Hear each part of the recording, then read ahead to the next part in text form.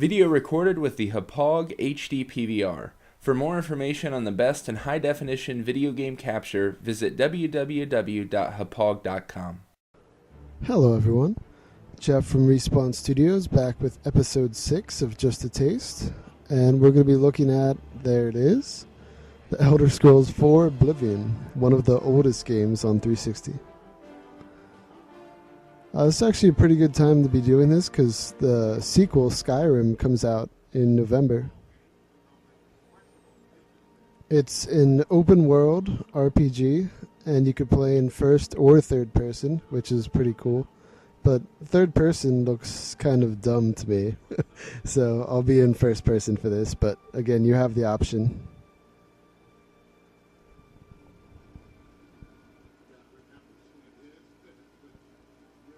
I was born 87 years ago. For 65 years, I've ruled as Tamriel's emperor. But for all these years, I've never been the ruler of my own dreams. I have seen the gates of Oblivion, beyond which no waking eye may see. Behold, in darkness, a doom sweeps the land.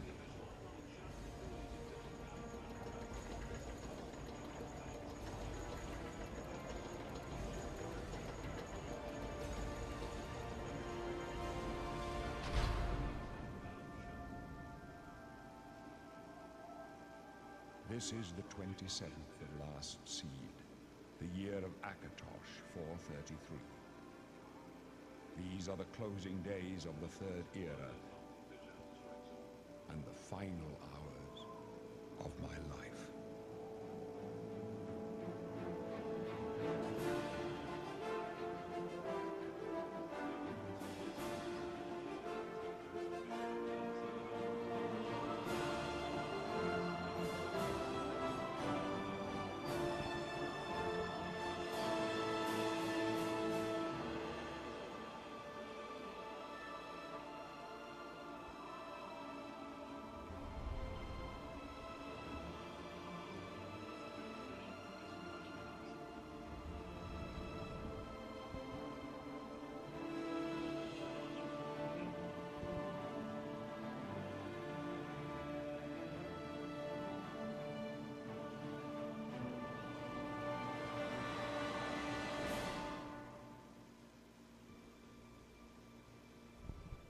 Alright, so I show a little bit of the character customization, but as in a lot of RPG games now, you can fully customize your character.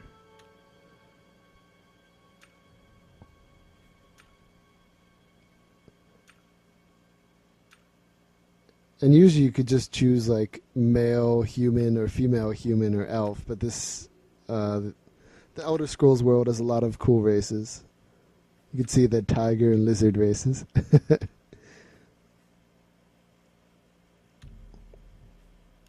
The default face isn't really that good, but I didn't want to spend this whole video just showing that, though I could, because there's a lot of different things you could change, but I'll let you look into it on your own. This guy talks to you a lot, but I'm just going to talk over it. He just keeps making fun of you. So as you can see, the graphics are still pretty good, even though this is one of the first games to come out on Xbox 360 when it came out in 2005. Again, as I've said, it's an open world RPG.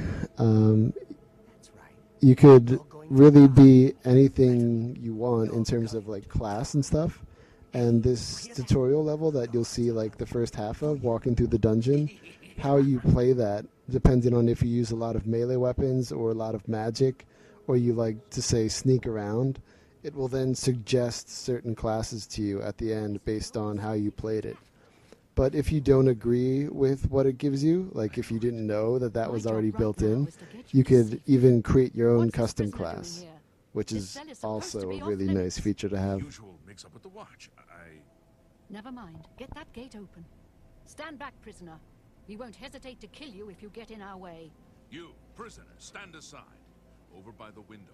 Stay out of the way and you'll stay put, Good. prisoner. Let's go. We're not out of this yet. You. I've seen you. Let me see your face. You are the one from my dreams. Then the stars were right. And this is the day. Gods give me strength. Assassins attacked my sons, and I am next. All right, and yes, that is the Emperor, who's voiced by Patrick Stewart, as you could definitely tell. So I'll just keep going, because there's a lot to this game, so I want to make sure a lot of it gets covered, so you can make an informed decision whether or not you'd want to play this yourself. There is a lot to do in this game. The main story itself probably takes around 30 hours, but I'd say there's over 100 hours of content. And there are tons of little and large DLCs for this game. There's like a full-on expansion that has 2 separate campaigns, which I would highly suggest. There's another smaller campaign called Knights of the Nine, which is a long mission.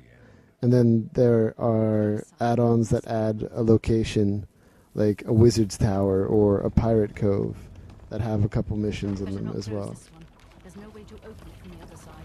Looks like this is your lucky day. Prisoner, stay out of our way.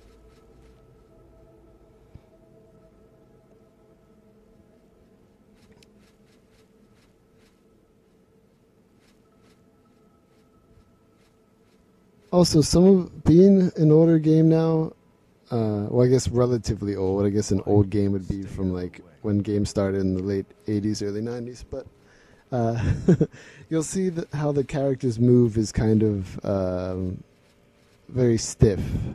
But again, for its time, it wasn't really that bad. And so much of this game is very, very good that you should be able to look past it. It's not like, say, Two Worlds or what was it, Dark Messiah, Heroes of Might and Magic, which tries to be like Oblivion, but they're just not that good. This is what they were trying to imitate, but didn't come close to. This set the real high standard and the bar for what a 360 RPG could be. Tons of characters, tons of voice actors. There's so much to do. There's really good music. It's just a very involved and well-developed world. There are lots of towns.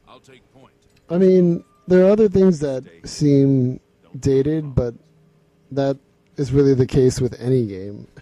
A lot of the NPCs, for example, work on routines where they will walk around town the same time every day or sleep the same time every day.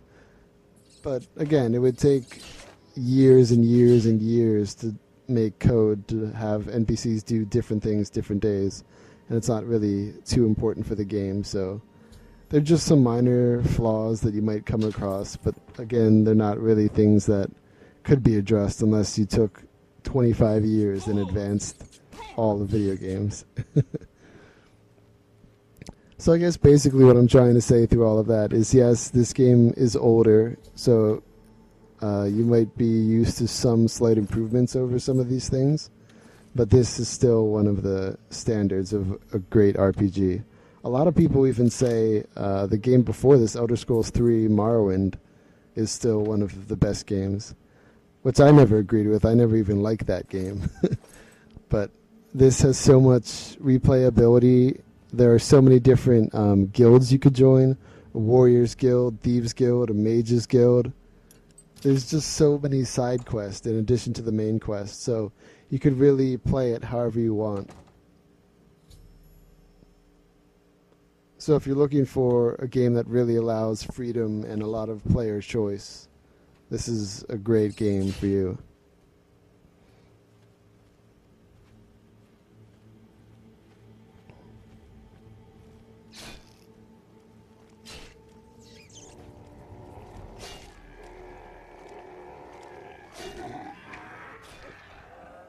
As for one flaw that I guess still exists for me is I don't really like the story.